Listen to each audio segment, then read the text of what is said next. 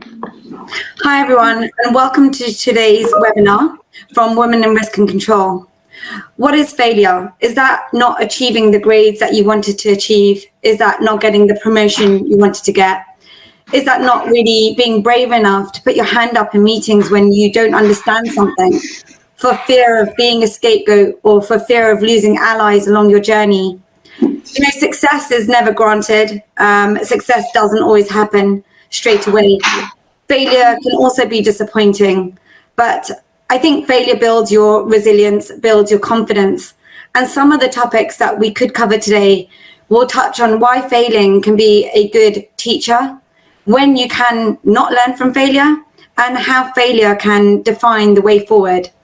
My name is Rupal Patel, and I'll be your chair for today's session. I am extremely honoured to have with me two immensely inspiring panellists, Terri Duhon and Carolyn Clarke. I would like to introduce you both by playing a video. Dream big and fail often. When I say that, most people are confused or shocked. I'm advocating failure. The fact of the matter is that from my own career, I know that I learned the most, I grew the most, I progressed the most whenever I failed.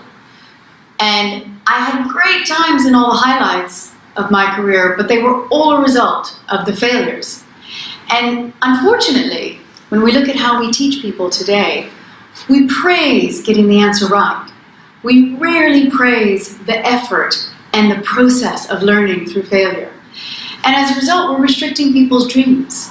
Because if you dream big, but you're never going to allow yourself to fail because you're afraid of taking that risk, then you're not going to learn and you're not going to achieve that dream. So dream big, but fail often. I've also been learning how to fail, how to learn from that, and then how to step up again and start again and continuously improve. Working with Starling, you quickly realise that rapid development of technology, rapid digitalisation requires you to think on your feet, and it requires you to be adaptive and to be agile, to really think about what is going to come next in a shorter time frame than perhaps the traditional model in the large, older businesses that I've been used to.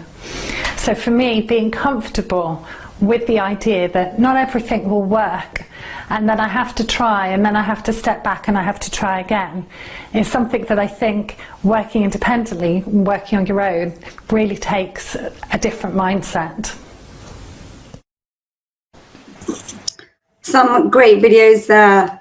Terri, why don't we start with you? Why don't you just give us a brief introduction to yourself, and then Carolyn, if you may as well. That was really interesting, actually. Fun to sort of watch that. You know, my husband actually said I looked like an airline flight attendant with my little thing on my neck when he saw that. So I was laughing. You know, I should introduce myself with, you know, most people have a traditional introduction and it kind of follows their bio. And I think that's a little bit misleading. So I'm going to introduce myself by telling you the lows along my way. When I was at MIT and I was interviewing for Wall Street, my first interview, I was kicked out within about 10 minutes, and it was done so publicly. It was in front of the line of people waiting for their interview, and I turned to the guy and I said, could I just get your business card so I can send you a letter, you know, a follow-up and try and recoup the disaster this has been? And he said, no, don't bother. And it was such a horrible experience, and it actually made the rounds around MIT, and it came back to me and they were like, did you hear about that woman that and I was like, yeah, I've heard. What an idiot she was. Anyway, and then you know, when I was at JP Morgan, I was fired, and that was a very serious low point. And when I became an entrepreneur, I started a business that was a complete and total failure. You can imagine how that was costly, and what happens when you're an entrepreneur. When I first got on the pathway to being a board member, and when I first wanted to put myself on the pathway to being a board member, every conversation started with laughter. What could you possibly add You're in your 30s, you know nothing, you have nothing, no value to add, and big laughter. When I first approached Oxford and I wanted to lecture, I got the same sort of outright laughter. I wasn't an academic. What could I possibly bring to the table? And, every one of those moments, every one of them were excruciatingly painful, but they were some of the key moments on my path. They were the bits of just shock and horror and looking back and thinking, what could I have done differently? What have I learned from this? But also, well, it can't get any worse. So I just have to continue. And part of it is failing and learning from it. But the other part of this that's so critical is never giving up. Because, never giving up. Just because you've had a failure doesn't mean you're not going to have a few more, right? Before you get to the place you need to be and the place you should be. But you can't give up. So failure is one part, embracing it, learning from it, and the other part is not giving up. And that's me in a nutshell. Thank you. Amazing introduction. Carolyn? We can't hear you. I think your mic might be off. So I failed from the start in terms of the unmuting piece, which I did quite deliberately so as not to step in. And I feel like I may also fail from the start in terms of the quality of my introduction relative to that of Terri. But perhaps that's something to start off with, that I've had a career that is different to Terri's. I've had a career that one would step back from and say probably is one that has been successful, long time in one corporate or one firm, followed by another period of time in another corporate, and then a portfolio career. And I guess therefore it sometimes seems strange that I stand back and say yes, but I also learned from those points that were the low points and the difficult times. I guess I would say that I struggle sometimes though with the language of failure, because I'm not sure that anything that one learns from is really a failure. And in particular, the things that have been most difficult have led me to where I am today. So I guess by way of introduction, today I sit on the board of 3 corporates. I have my own company. I find it slightly bizarre to call myself an entrepreneur, because 25 odd years in very big organizations doesn't sort of lead me in that direction. But I, at this point, own my own business, have a portfolio of corporate roles, and frequently have to take a step into the unknown in order to move forwards. And some of those steps into the unknown work out, and some of them do not. But is that failure, or is that really the opportunity to learn? And I guess that's what we're going to talk about a little bit more. Yes, definitely. Thank you for those introductions. I'd just like to say to the audience listening, we do have a chat functionality, so please do ask any questions of the panelists as we're going through, and I'll be sure to read them out as well. So let's start with this, Carolyn, and you touched on it just now. When we were talking about this webinar, I asked you for a sentence or a phrase to describe failure, and you came back with something that you just touched on there. There is no failing, just learning from that failure to enable courageous decisions and actions. So just touching on that, of course, when someone fails, there's a sense of emotional grief in some form of emotion that goes with it. As you do when you're successful, you're euphoric about it. How do you make sure you don't dwell on that failure and that you actually can move on so that the failure doesn't hinder your progress?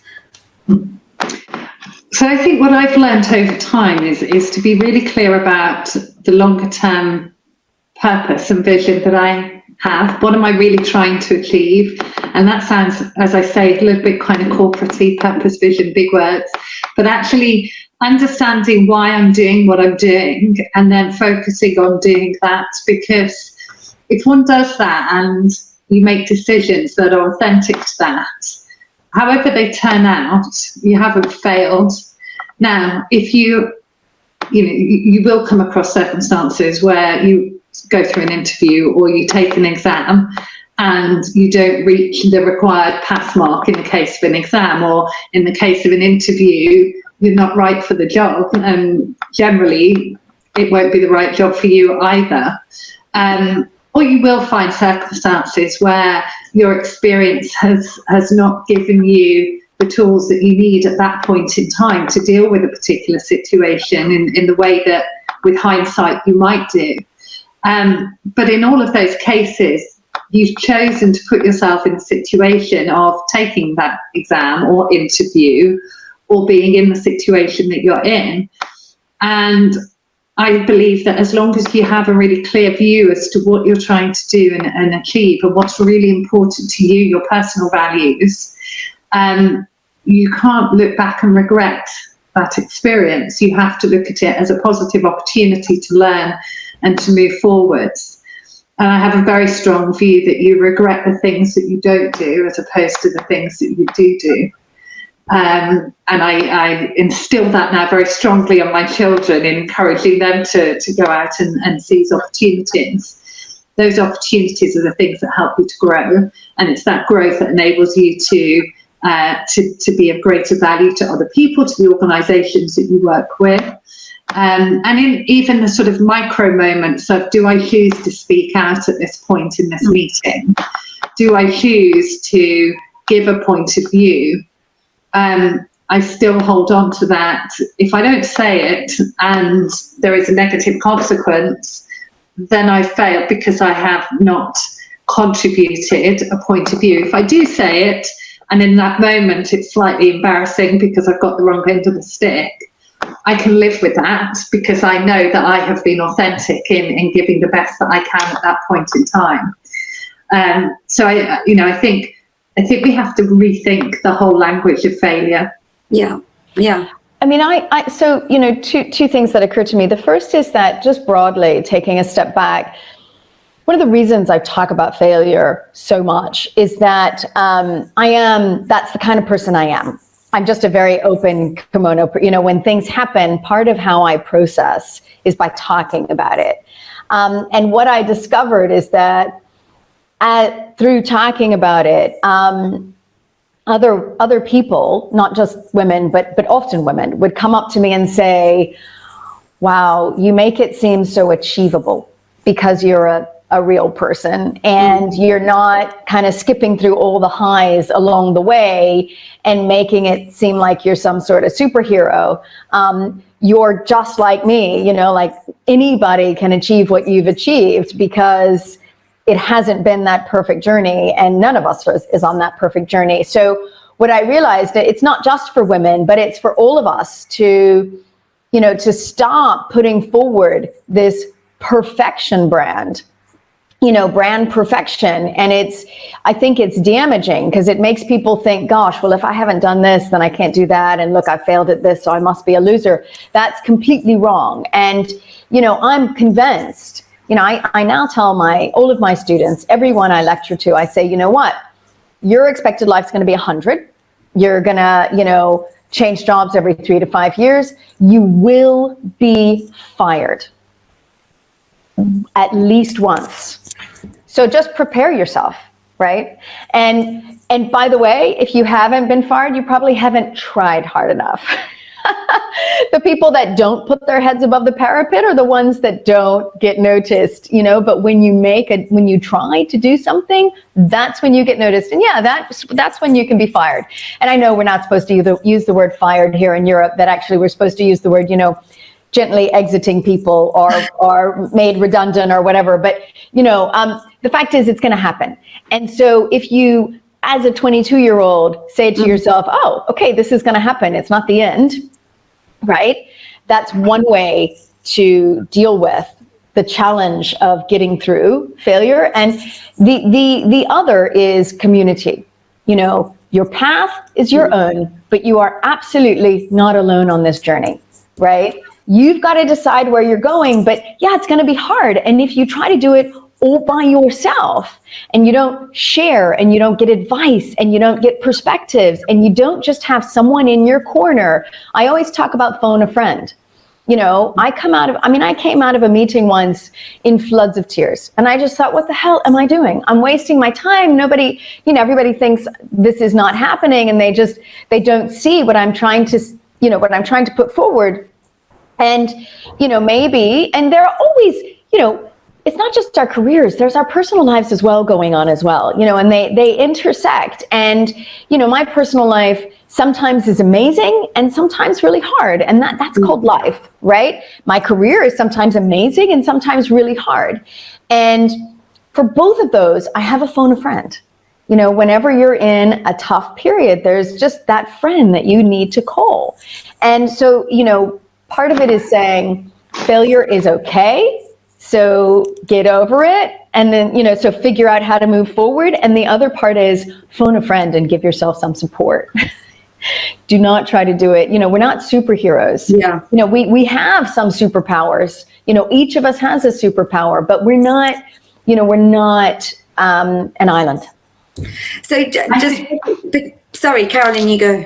I was going to pick up on two things that jumped out of this. First of all, the phone a friend point, because I think that's really important. And actually that continued evolution of what that means or what that looks like is really important. So I have a particular situation that's going on at the moment, which I can't talk about in detail because I'm obliged not to, but I just in this last few days reached out to somebody that I used to be on a board with, who, we're not great friends, so to speak. He's someone I've worked with, but somebody who I developed a rapport with, who I knew was on the same page. I knew he had a particular set of experience that was really important, and that would help me to navigate through a particular situation. And it was immensely helpful, and he gave me 2 hours of his time and enabled me to navigate and enabled me to feel like I'm not on my own in this situation. He knows of other examples of people going through a similar thing. So I think that really working with your network to build relationships, stay in touch with those relationships, and almost that's part of why the experiences you have are part of what molds you, because you take those with you.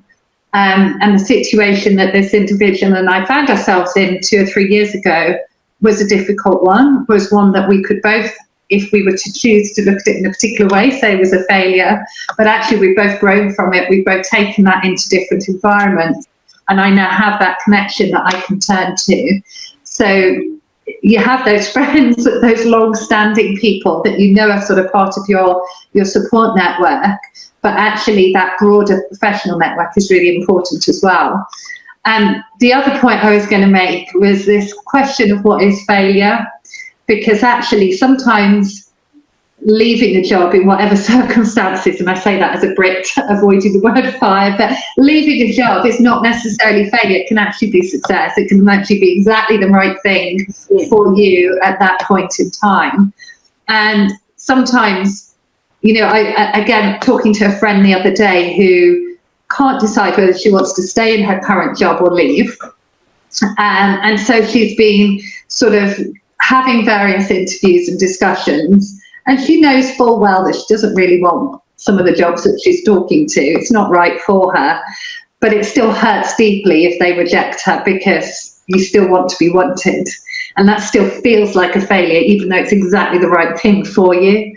So this point about understanding what success and failure means for you, and it's not always about how much money you make or what title you have, or, particularly as we go through different phases of life and seek to combine the personal and the professional, the success is often finding the way of working that enables you to be flexible and enables you to work with people that you just enjoy working with and where you feel you can contribute, even if that doesn't mean you get a big title and it doesn't mean that you are earning as much.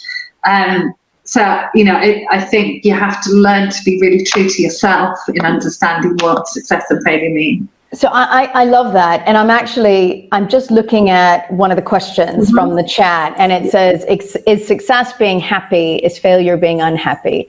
And I just, when I think about what failure is, it is an event. So it's not about being happy or unhappy. It is an event that turned out differently from what you hoped or expected. And it means you have to rethink how because you make plans, right? You think, I'm going to do this, and then this is going to happen, and this is going to, it's very easy to think forward from things before they've actually occurred.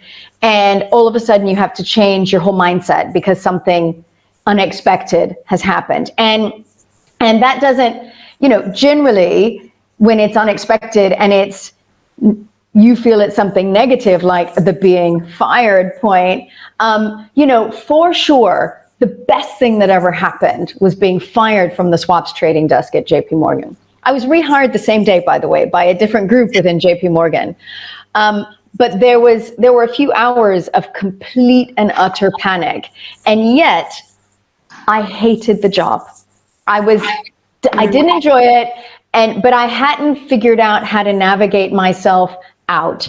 And this occurred. And the fact is, it was the best thing that happened to me. It eventually made me very happy, but man, at the moment, it was such a surprise and unexpected. And it felt like I had, in the more traditional definition of success, it felt like I had failed. And so I think that the concept is not about, ultimately personal success, I think, is about being happy, right? But when we're talking about failure here, it's about an event that ends up being different than what you would expect. And I suspect if I had more time, I'd come up with a more eloquent and a better definition. But I think that's kind of what we're talking about here. Yeah, and I think in the chat as well, they asked about, is success having a friend to phone? And I think that sense of community that you both talked about, being able to pick up the phone, having a network of some sort, I think that's so important. And with Women in Risk and Control, we're trying to build that network for individuals in the risk and control space so they can have those conversations and take the right level of risk for themselves. And it's always difficult. How do you find that right level of risk? So just going back to the terminology, you're talking about network, and Carolyn also used the word network. I've stopped using the word network because it feels transactional, and every relationship we have with people that we've worked with, people that we don't work with anymore, people we might work with, or people in our business world, they're relationships. They have some emotions associated with them. They're not black and white. And I talk about the people I know in my world as my broader community. And that's everyone from friends and family to people who know me really well, to people I've worked with forever who've become really good friends, all the way through to, as Carolyn described, people I've worked with a long time ago, but I've kept up with. And one of the very positive things about social media is that you can keep up with more of these people. And you don't, there are some negatives, of course, about social media, but one of the positives is the ability to keep up and reach out. And, your community, if you think about it as a community, it's something you have to nurture and put energy into, because, I reach out to my community and ask for advice all the time, but my community reaches out to me all the time and asks for advice, and I give it. And I, help and support and thoughts, I'm there, right? So I'm giving as much as I'm receiving. It's not transactional, because I don't think about it that way at all. I broadly consider that my community supports me, not an individual, and I support my community. Right. So if that means I give a lot to that person over there, but this person over here has given me a lot, there's a balance, right? What goes around comes around kind of thing is how I like to think about it. Yeah. And that's a good way to think about it, because the community part of it is being able to exchange conversation and build that relationship and getting to know people. Just having someone in your phone book is not really a network that you can pick up the phone to when you're in trouble. So going back to talking about risks within the risk and control space, how do you manage what type of risk you want to take at different points in your career? How do you know that I want to take this risk, I'm going to put my hand up, or I'm going to go for this job? What's that feeling that you get, or what thought process do you go through that can help others? So I think it's really interesting just to hone in on the fact that this discussion is for risk and control professionals, because I think we bring a particular lens and a way of thinking, and we have a particular positioning within organisations that is very pertinent to thinking about how we take risk. You know, it is a kind of professional remit to think deeply about risk, and it's kind of becomes part of your subconscious to do that. And so I think you evaluate decisions in that through that lens in a way that is more honed than people in other kinds of careers. It's just part of your professional makeup, if you like. We're also typically more conservative because we focus our lives and our professional capabilities around controlling risk, and we advise others on how to do that. And unmitigated risk is a problem in many of our careers. And we're also in situations, whether we're working in second or third line, as most of us will be, that are relatively isolated, where we're small team operating in a much bigger environment, typically working with people, challenging and questioning people who are more experienced, older, longer in roles, all of those kind of things, and who don't want to hear what we have to say a lot of the time. So I think it's really important to think about what that means, or what that over time sort of does to our confidence in terms of the willingness to take risks, the willingness to fail, and the sort of heightened recognition that brings.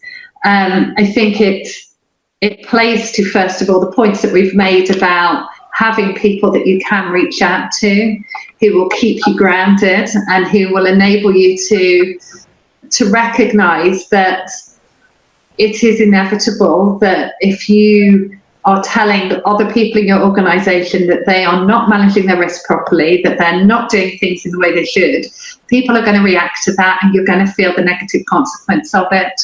And that's actually an indicator of success, not an indicator of failure in many cases. And you have to read that dynamic in a different way. And I think you have to be very conscious that you are thinking through that lens, and actually the amount of risk that you're prepared to take personally should really be greater than the amount of risk that your organisation might be taking. And to be able to differentiate between the personal and the organisational in the way in which you evaluate that. And I could probably go on talking more about those comparisons, but I think it's, you know, I've spent the last few months running training programs for leaders in risk and control functions around how to be more effective and how to make those courageous decisions and speak out more effectively. And we all have got these common themes of conservative and of being concerned about the risk that we're taking because of the way we think about our organisations. So I was listening to all of that. I mean, I chair risk committees. So I have, I guess, the entire second line generally rolls up and points to me. I've thought a lot about what should a risk department be about, and I've thought about that in the context of the extreme regulatory change that we've all been under. Mm-hmm. And a lot of that regulatory change has led a lot of individuals within risk functions to feel like they're box ticking. And it's a terrible place to be, to feel like you're box ticking, because fundamentally the risk department should be full of critical thinkers, right? And it's not the department that stops risk from happening. That is not what we do, right? It should be the department that wants to understand the risk, wants to know if it's within the appetite that we have set ourselves for risk, and wants to understand if it's not within that appetite, how are we mitigating it? Or should we discuss the appetite itself? Because within the world of finance, we make money by taking risk, right? So we you know, the concept of a risk department that is there to stop risk from happening is wrong, because we are fundamentally risk-taking institutions, right? We put our capital at risk. And so the purpose of a risk department should be, do we fully understand and appreciate the risk we're taking? Have we accepted it? Is it within our appetite? Is it outside of our appetite? And what are we doing about it? And the critical thinking and the challenge that's required to ask all the right questions, right? That's the mindset we need in the risk department. And it requires you to be brave, because you're going to ask some tough questions of people that may not know the answer, and a lot of people in the world of finance are really good at obfuscating with big words. Yes. And lots of vocab. And, in the risk department, you have to be brave enough to say, I don't understand what you just said. Can you say it either in English, or can you give me some definitions? And, I just did that personally as the chair of the risk committee. Somebody presented something on pensions, and I said, I don't speak pension. I read this presentation, and it basically requires someone who speaks pension. And I'm going to need you to either rewrite it or speak to me in English. And, look, I was a rates trader. I'm in finance. If anybody should be able to get their head around, what's going on in the pension portfolio, I should be there. And yet it was just so much new vocab for me. And I just wanted to make sure I understood it. And so I had to be brave enough to say, hold on, I don't get it. Can you explain it again? And that, and amazingly, if that's the mindset we have in a risk department, it helps build you have to start by being brave, but it will build the confidence to get you to a different place. And I always say that people coming out of a risk function that's well managed are amazingly well prepared to sit anywhere and to sit on a board and provide an oversight function, because they are critical thinkers asking some of the difficult questions. And that's scary, right? Scary for sure, because maybe it's not difficult, maybe it's a stupid question. We're all allowed stupid questions, by the way, and in fact, I always say, look, gonna ask a stupid question, just prepare yourself. And everybody's like, oh gosh, that's really, but and I realized, actually, maybe I shouldn't even say it's a stupid question, because all of my questions are good questions, because if I don't understand it, somebody else didn't understand it either, right? Definitely. So it's okay. I think you're so right there. There's so many times where I know I've been in a room and I know that half the room probably doesn't understand the acronyms, let alone the story. And we throw in acronyms thinking everyone understands it. So it's really refreshing to know that as a board member, you do the same thing that people further down the line should do as well. So it's top down, bottom up, and it should work both ways. So I think that's really encouraging for us all to listen to. I'm going to read out a question here.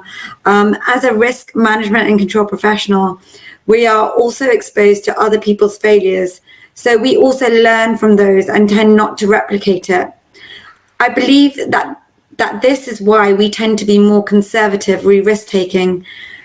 I'm not sure that's a question or a statement there, but I guess, do you have any thoughts around, are we really conservative with regards to risk taking, or should we really just be brave and ask those questions? Because we're not the ones taking the risk, the business takes the risk.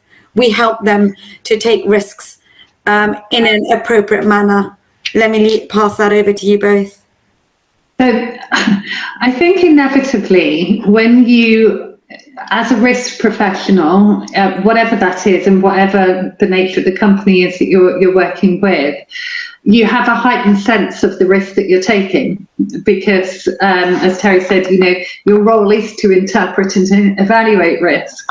And so you do things more purposefully, if you like, in terms of taking risk. And that's true whether it's professionally in terms of the organisation that you're working with or for, or whether that's personally, you hone your ability to think about the consequences of risk and to focus on whether those risks are being controlled within your risk appetite or not. That's your professional competence, if you like.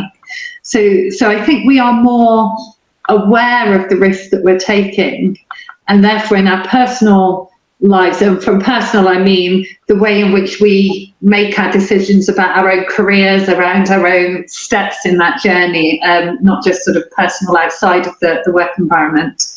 But I think we're just more aware, and that can become both an enabler and a blocker for us. It enables us to weigh up things more effectively and to sort of question what step do we want to take, and where are we prepared to step into the unknown, because the consequences are such that we've not really got anything to lose by doing so, and possibly a lot to gain. But at the same time, it can also become something that weighs quite heavily, that you can evaluate and almost subconsciously do evaluate those implications for you personally, as well as for the organisation as a whole.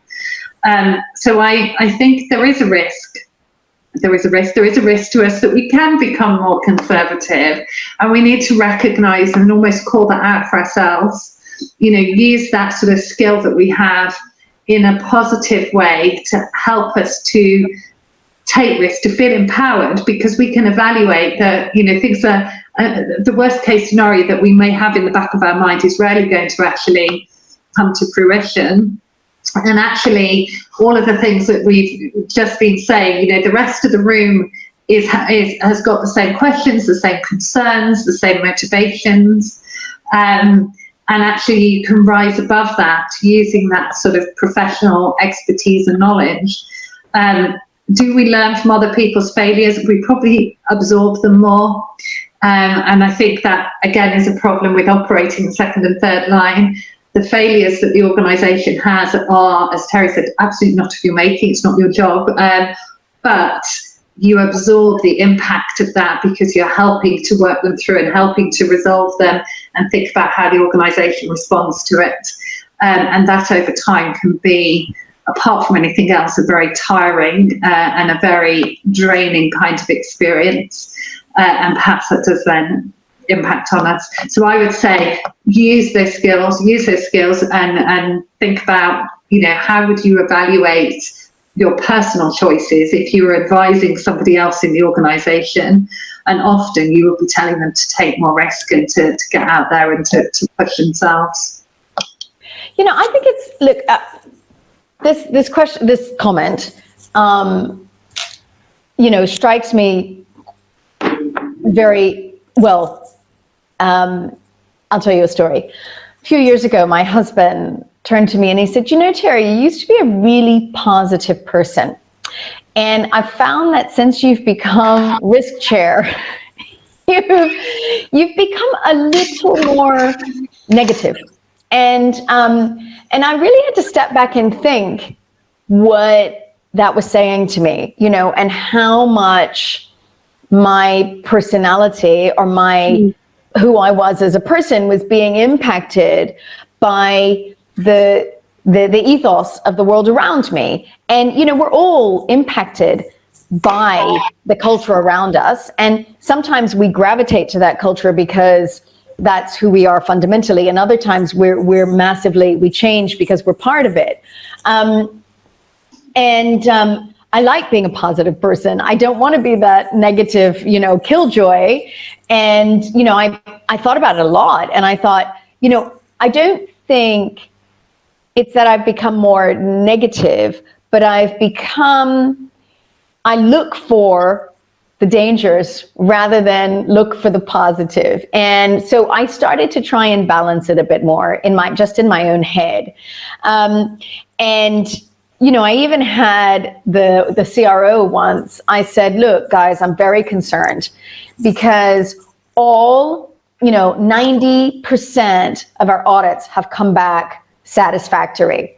That just can't be right. That must, we're missing something somewhere. And the CRO said, very quietly, or maybe actually we're doing a really good job.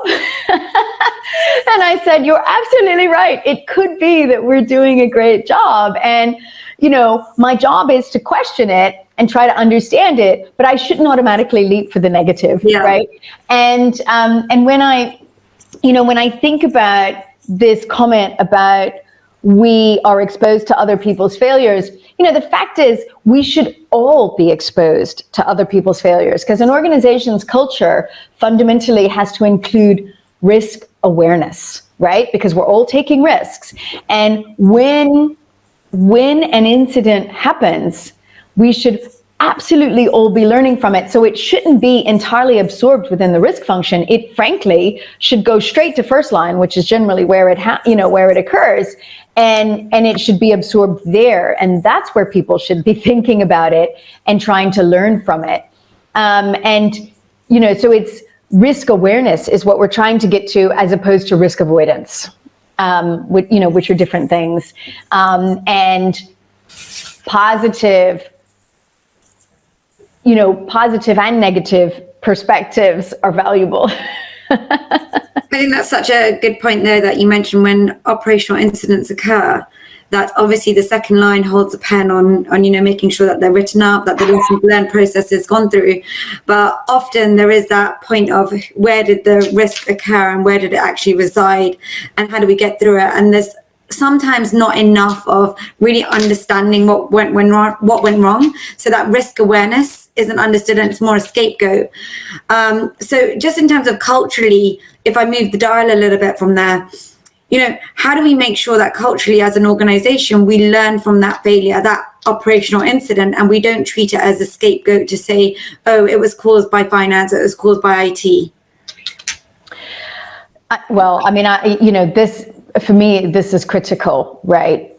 Because if our lessons learned process is a scapegoating, finger pointing exercise, then what we do is we stop people from ever escalating an issue because they're afraid to.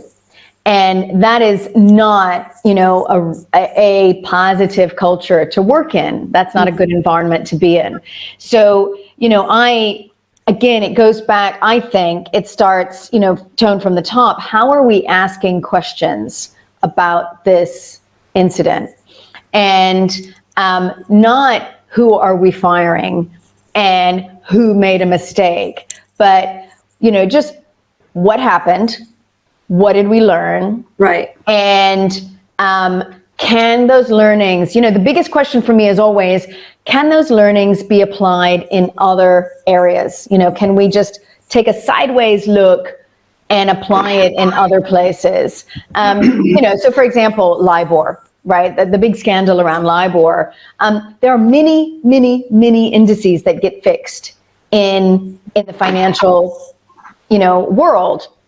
And so the question is, LIBOR is one of them, but there are many, many others that get set by some process.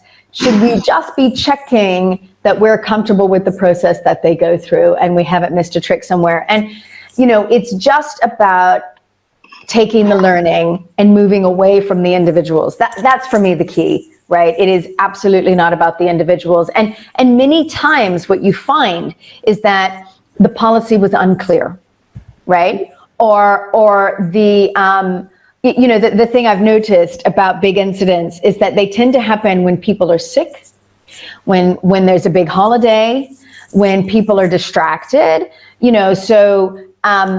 Christmas Eve. Christmas Eve, the end of the day in New York, nobody is anywhere else in the world doing anything, and yet somebody does something huge the end of the day, tries to send it to someone else in Europe to get it. Of course, everybody in Europe has gone home, and you can see that chain of events, or someone was sick, or and these things happen. And again, that's why we also have this concept of tolerance. Things, we have to accept that mistakes happen. As long as the event, the impact was within our tolerance, let's take it as never miss a crisis, take it as a great opportunity to learn something and just be thankful that it wasn't bigger. That's the approach. You know? I would add to that making sure that we think through these things in terms of the how did it happen, not just what happened. Very often it's very easy to work through a sequence of events that says this is why this happened, this is the what. It was Christmas Eve, you know, it was a time when there were not other people there. It was a series of events that came together. Usually you have that coming together of a number of issues happening if you get to a big, but the question of how and why, and certainly when we're looking at it through an audit lens, we would be applying the 5 whys. You know, you haven't got to what really happened until you've asked why 5 times to really keep digging, because, you know, if the policies were not as they should be, well, why was that? Probably because there wasn't a time. Why was that? Because we didn't allow enough investment in resourcing. Why was that? And eventually you get to the, how do we really fix this from the starting point and not just the symptoms that we see? And in doing so, you then take away this sense of individual blame because somebody didn't do one individual thing. They're just part of a cog that got us to that end point.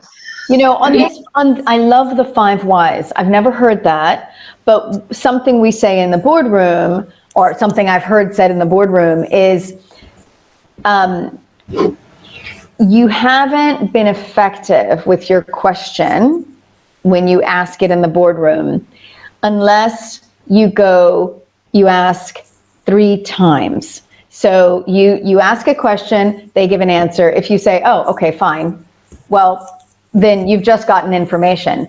If you ask something again, and, you know, make sure you're getting the information you need and getting to the nub of the issue, it's the 3rd question that generally gets you there. I've never heard of the 5 whys, but I like it. I like that.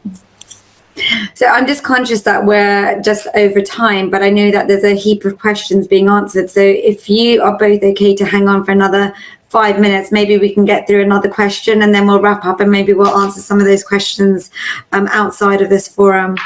But thank you to the audience for being engaging and putting the questions through. So let me read through one that's come through. For a senior woman, being brave may not settle with most of your colleagues. How do you navigate that? I just intimidate everybody around me. I didn't actually know that. I thought I was really kind and generous and just a wonderful person to be around, and that everybody wanted to work with me, of course, right? And then someone said, but you know, Terri, you're so intimidating. And I was like, really? Am I really? I had no idea. And it just turns out that I'm intimidating. So I've just accepted that as me. And this is I think officially it's called the double bind that women have, you know, where we're supposed to be, we're either liked or feared. You know, either everybody likes us and we're considered soft, or we're strong and we're considered bitchy. And we have a very fine line to walk down. And if we're not on that very narrow path and we fall off of it, then we end up in a bad place. And I'm kind of aware of that to some extent, but I'm also just not prepared to be anyone other than who I am. And I'm 50 in a few months. If I don't like myself today, man, I'm in a lot of trouble, right? So, you know, I'm now, you know, 50 and happy mostly with who I am, still highly insecure, but man, I can't be anyone other than who I am. You know? I think that's absolutely right. And I think we have a duty to call it out when that sort of thing happens as women in leadership positions. You know, I have a daughter and I don't want her to be in that position. So when I see examples of, you know, the kind of labels that are put to women who are, you know, who are strong and being brave, that would not be used to describe a man under any circumstance. We have got to call that out. Bossy, all of that stuff. You've got to call that out from the beginning. I think there's also an increasing complexity in the nuances around this, and particularly in Britain because of our history, where there is a cultural, racial angle that comes in as well. And actually being white female is almost the most difficult thing to be. And so we have to just keep being tolerant. We have to open up the conversation. We have to engage in it. If people want to call out and describe me in whatever way they choose to, I'd rather you did it and talk to me about it, and then I will engage in that conversation, because that's the only way that we are going to create change and we're going to move forwards. But at the same time, we have to continue to be ourselves. And I try to bring as much as I can that is me. I sit in an office here, but I'm surrounded by, flowers and pictures and all those things. It's a very feminine kind of office relative to what you'll see elsewhere in this building. And it is, I guess, we role model in that sense, and we need to continue to do that. Yeah, I think we have to be aware of how much socialization there is around our children in a gender way. And I mean, just this, and we all eventually have to figure out who we are outside of that gender construct. And, just a very short story. My daughter's 10. I've got two sons, older, and she's the baby. And she is the only girl in the parkour club. And the teacher the other day said to her, while they were lining up and walking to go to parkour, the teacher said to her, "Now, Aspen, as the only girl, I'm expecting you to behave properly so that these boys know how they're supposed to behave." And she looked at him and she said, "Well, why would you say that to me? I just want to be normal. I just want to be like everyone else. Why are you singling me out because I'm a girl?" And she got really angry, and she came home and she told me, and I thought, wow, it starts so young, and thank goodness she recognizes it for what it is. And she says, "I'm going to be who I am." But we didn't all have that opportunity to recognize it, and we didn't all have the opportunity to push back. And we now all have to figure out who we are. But as you said, Caroline, we have to fight for everyone else. This intersection of race and gender is really critical. A lot of what, minorities deal with is what a lot of women deal with. And being a white woman puts us in a position of privilege that we should be able to turn around and say, no, I don't like that. You can stop now. And then we demonstrate that it's okay to stand up for others. And it empowers you when you stand up for others. But when you're constantly standing up for yourself, it's draining. So I always say, find the opportunity to stand up for someone else. There'll be a place and a time when you're in a position of power. Use it wisely, because when you're not in that position of power, you're going to hope someone's using their power on behalf of you. I think you've both given us such great content in terms of just helping us on our own journeys. I know I've taken away so much from it myself. Let's just end with a quick takeaway from both of you to inspire the audience. What's your key takeaway for those listening in terms of being brave, having the courage, and failing in the pursuit of achieving your goals? For me, it's being authentic. It's always about authentic, knowing what's important for you and bringing that all of the time, and keep going back to that, because if you're authentic to yourself, you take the risk that you're comfortable with, you push yourself, and you know where you can get to, and you can do that for yourself. You can do it on behalf of other people as well. And I would say, look, we all have a superpower, right? We all have something so amazing about us. Anything that feels right to you is right. Go for it. Try it, right? Give yourself a break. And if it doesn't work out the way you expected, learn from it, move on, but don't give up. Just don't give up. Thank you. Such great words. And I think you've put so many comments just in my head, so many thoughts. You regret the things you don't do versus the things you do. Just going ahead and learning from your failures and being able to be resilient enough to do that. So I think we've got some great takeaways from that, and apologies for not answering some of the questions that have come through. But Carolyn, Terri, thank you so much for being great panelists. Thank you for the audience. And on behalf of Women in Risk and Control, please do stay tuned. Let us know about your journeys and how we can be a community. I tried not to use the word just a network there. So learning already from Terri's comments earlier. So yes, we would definitely like to build a community there. So if there is any part of your journey that you're going through, you're not sure whether you want to take that risk, or you've just had a failure and you'd like to share it with the rest of us, I'm sure we could all learn from it. And we're all on LinkedIn. We're all on LinkedIn. Yes, right? we're all available. Feel free to subscribe and hear about our future events through our webpage, and be in contact with us. Stay in touch. Thank you all and have a good day. Bye. Thank you. Thank you.